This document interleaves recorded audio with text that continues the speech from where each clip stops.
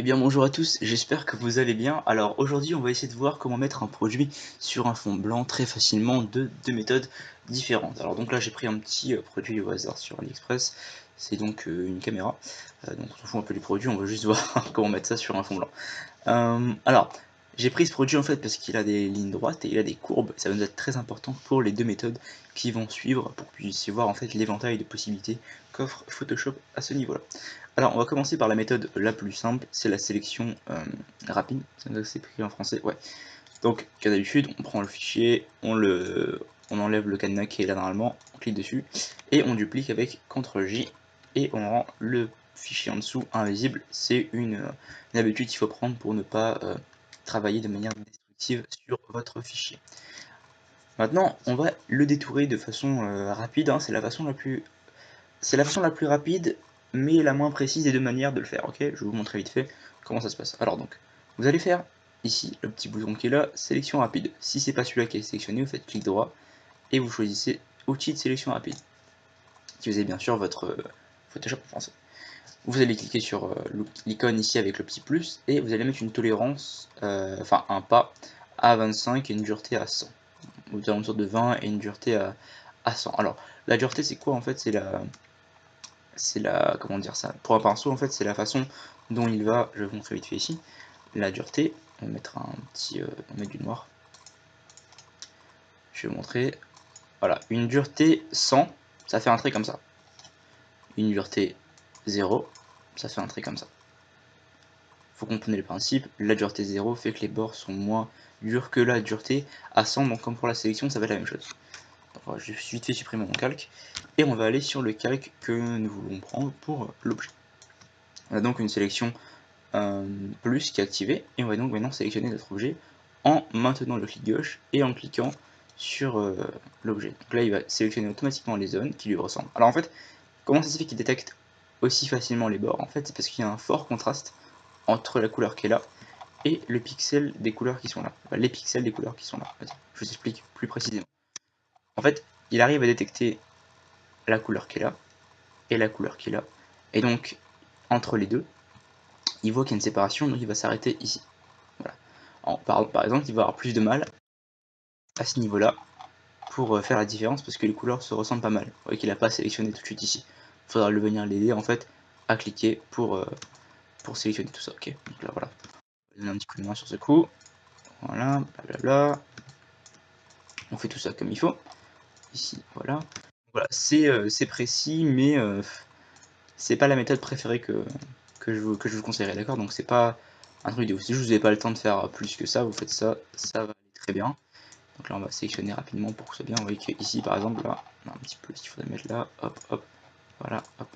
Si vous voulez désélectionner, vous maintenez Alt, et là vous allez voir votre curseur passera sur un moins, vous pouvez désélectionner. Vous maintenez le clic et vous désélectionnez. Voilà. Faites aussi plusieurs petits clics, genre clic comme ça en fait ça vous permet d'avoir plusieurs retours en arrière possibles. Ça va être plus simple. Voilà, on y va, on sélectionne tout.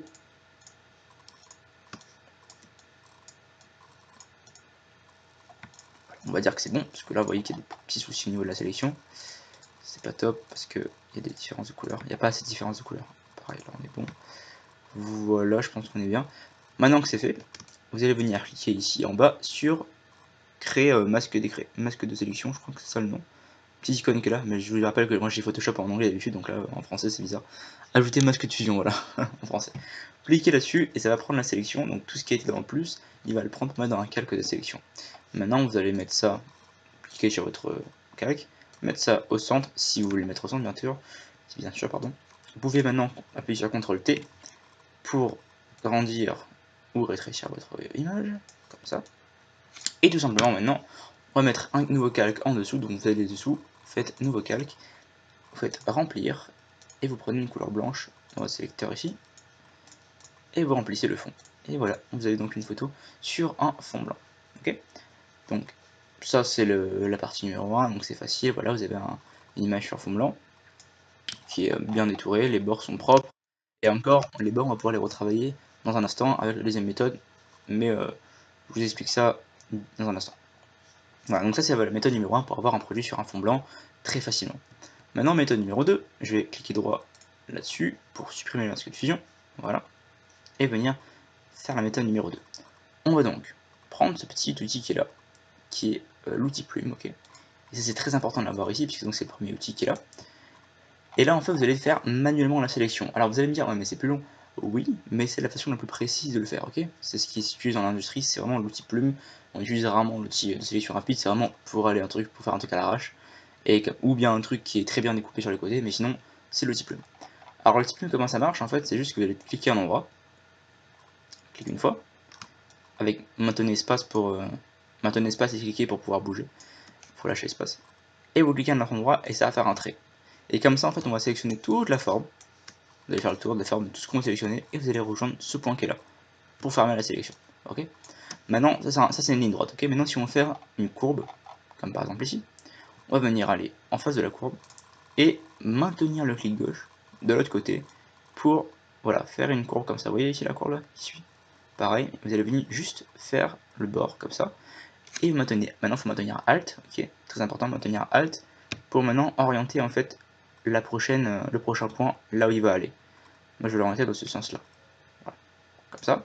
Donc là mon prochain point je le mets ici, et là pareil, je viens ici faire ma courbe comme ça, et donc en maintenant le clic gauche enfoncé, tracer mon point, et en maintenant Alt, ramener un peu plus ça ici, pour pouvoir avoir ça.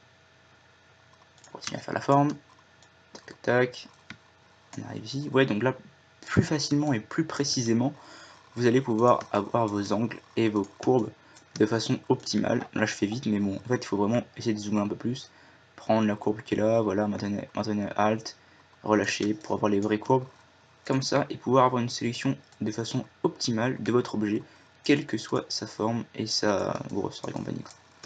Par exemple ici, je vais avoir un long trait qui n'est pas droit, donc je vais aller tout au bout, et je vais faire clic, maintenir, et je vais juste cliquer, draguer un peu comme ça, pour matcher la forme en fait, pour que ça fasse la même ligne que sur l'objet. Voilà. Là, vous voyez que le trait il est en haut. Je maintiens Alt et je donne cette direction là pour que le prochain point aille dans cette direction. Voilà. Hop, hop. Hop, on va essayer de faire ça ensemble. Je vais vous accélérer la séquence vite parce que bah, ça sert à rien que je vous montre tout encore. Juste vers la fin, je vais essayer de reprendre. Comme ça, au moins, on peut continuer tout ça ensemble. Donc, j'accélère la séquence. Voilà, on arrive presque à la fin. Donc, avant qu'on termine, j'aimerais vous parler d'un truc. Je vais donc en fait faire une formation spéciale pour vous, parce qu'en fait je vais arrêter de polluer les groupes avec les vidéos. Je vais donc faire une formation spéciale pour vous, que j'ai pas encore donné de nom, mais c'est une formation qui va regrouper l'essentiel, voire plus, de façon avancée, des tutos en fait photos, pour faire des bonnes photos pour l'e-commerce avec votre smartphone. Si vous avez des smartphones, si vous avez des appareils photo, je vais vous expliquer aussi comment faire de bonnes lumières, comment gérer des lumières, comment détourer de façon optimale, encore mieux qu'ici, comment matcher les couleurs, changer les couleurs de variantes, changer le fond, mettre en avant des produits, mettre en avant des contextes, faire des photos pour des événements spéciaux, plein de contenu justement relié à la photo pour spécialement le e-commerce et donc pour les réseaux sociaux, qui va être optimal pour votre boutique, et je pense que ça va pas mal vous aider. Donc je vais mettre ça bientôt en place, je vais lancer les inscriptions d'ici peu je pense, donc je vous donnerai les infos sur les groupes bientôt. Juste dites-moi en commentaire si ça vous intéresse. Je ferai donc une formation, ça va être une formation comme ce que vous voyez déjà, donc une section pardon, vous allez vous connecter, il y aura les vidéos disponibles et tout, et vous allez pouvoir revenir dessus à chaque fois avec normalement un support si j'arrive à mettre ça en place. Donc voilà, vous me dites si ça vous intéresse, ça me fait plaisir de faire ça pour vous, pour pouvoir vous aider en fait. Ça moyennera un petit peu une petite somme, mais payable en plusieurs fois je pense, donc on va voir. Alors maintenant que c'est dit, je vais continuer la sélection, donc ici on arrive à la fin. Je vais donc pareil maintenir le clic, tracer pour faire ma courbe, revenir ici, et là vous allez cliquer ici, et vous allez voir que l'icône change quand vous arrivez sur le dernier point, ça devient un petit cercle. Ça veut dire qu'en fait vous allez fermer la forme. Voilà, vous avez fini, vous fermez la forme, cliquez dessus, hop, et là c'est fermé. Maintenant que vous avez ça, le tracé qui est fait, vous allez faire un clic droit, définir une sélection, et là, vous faites OK. Contenu machin, point progressif, vous faites OK. Et vous voyez que votre sélection est faite et elle est beaucoup plus propre que la sélection d'avant. Voilà. Donc vous avez fait ça, vous faites masque de fusion, et vous avez une sélection qui est parfaite, mais on va encore un peu l'améliorer si on veut. Ok. Donc là on voit que c'est bien droit, hein, donc il n'y a pas à l'améliorer plus que ça, elle est parfaite comme ça. Mais on va vous montrer un peu les outils vite fait, comment ça se passe. Donc en sélectionnant votre masque, donc si vous voyez que là, le cas qui est sélectionné, en sélection de votre masque ici, vous allez dans sélection, sélection et masqué, donc dans sélection, sélection et masqué, et vous aurez une fenêtre spéciale, ok, donc là tout est rouge autour parce qu'en fait c'est ce qui n'est pas sélectionné, et votre sélection est à l'intérieur, d'accord. Là vous voyez qu'on a un petit liseré blanc, donc un petit liseré blanc qui est fin. Si vous avez un fond blanc, ça se verra pas, si vous avez un autre fond, ça se verra un peu plus. Voilà, un petit liseré blanc qui est pas dérangeant en soi, mais comme je suis perfectionniste, on va l'enlever un petit peu, ok. Donc ce qu'on va faire, c'est qu'on va mettre le lissage ici, qui est là, à, allez, 2, pour qu'il puisse un petit peu lisser. Le contour progressif, vous allez mettre un peu, on va tester 5 pixels. 5 pixels, c'est trop. 1 pixel, ça commence à être un peu beaucoup quand même, on va essayer de mettre à 0,3. Voilà, on est bien là. Et là, ce qui va être important de faire, c'est de monter un peu le contraste. Donc là, vous allez avec le slider. Parce que là, si je mets à 100, vous voyez comment le contraste réagit. Voilà, il va enlever un peu le liseré blanc, mais il va durcir les bords. On va le mettre à un tiers de chemin, 28%.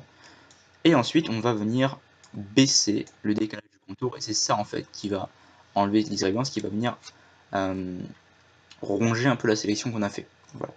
On va venir descendre ça. Vous voyez que là, si je réduis, voilà, si j'augmente, on a la sélection qui devient plus grand. Et là, si je réduis, c'est ça. Et donc en réduisant un tout petit peu, on a une sélection qui n'a plus de liseré blanc, sans contraste, parfaite, et on fait OK quand c'est fini. Et voilà, vous avez une très belle sélection ici, de façon très pro. Vous avez votre fond blanc qui est là. Vous pouvez aussi changer de fond, par exemple là si vous voulez, vous pouvez faire de nouveau calque. Moi ce que j'aime bien faire, c'est de prendre un dégradé en radial ici, et pouvoir avoir un fond, je sais pas, imaginons que votre boutique est rouge et noir par exemple. On va prendre un rouge terne un peu ici, et on va prendre un noir ici. Et on va venir faire un dégradé, comme ça par exemple, vous voyez. Là ça fait vraiment pro, ça fait vraiment un peu design et tout. Vous pouvez le faire par exemple en haut, comme si une lumière tapait dessus, bah, la lumière ici plutôt, parce qu'il y a les reflets. Donc tout ça en fait on va le voir dans la formation, comment faire des images un peu plus design et tout. Vous pouvez écrire un texte par exemple si vous voulez. Dispo dès maintenant. Faire des fautes d'orthographe, je sens. Dès maintenant. Voilà, de façon très pro, vous avez des textes, des polices que je vais vous donner, tout ça, quand vous aurez Photoshop. Donc, plein d'outils, voilà, sur fond blanc comme sur fond, comme vous voulez. Donc, plein d'astuces que je vais vous donner l'information plus tard. Si vous la voulez, vous me dites dans les commentaires, je vais la faire, et je vais vous donner les inscriptions dès que possible. Donc voilà, c'était la vidéo pour vous expliquer comment est-ce qu'on met un truc sur un fond blanc, un produit n'importe lequel, qu'il soit courbé ou pas, n'importe quelle taille. Donc j'espère que cette vidéo vous aura plu, et nous on se retrouve à la prochaine.